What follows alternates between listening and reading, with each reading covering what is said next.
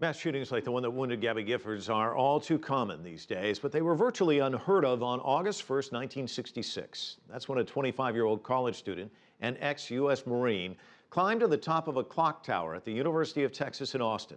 He'd already killed his mother and wife. And just before noon, he began firing on the people below, killing 13. One of the students who witnessed it all was Shelton Williams. He knew the gunman, Charles Whitman, and he says the events on that day have shaped him to this one, some 45 years later.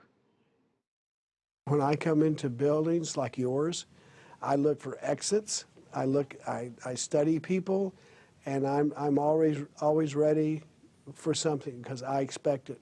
When I go to a movie theater, I place myself in a spot that I could get out in easy access, and you feel unsettled, and it's not good. It's not a sense of personal security and safety. Every year you take a trip to China, and I know that you've been to about 30 countries worldwide.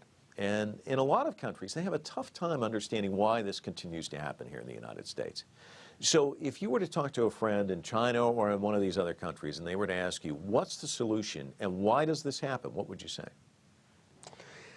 I'm not sure what the solution is, except that we have to understand that mental health is very, very important, and we have to have counselors. Mental health services to people who are troubled and upset are not as readily available as you might think. We're getting much better than we were in the 1960s, but there probably more needs to be done. It's a stigma still to be mentally troubled. After a shooting incident, we talk about the numbers. This number of people died. This number of people were wounded.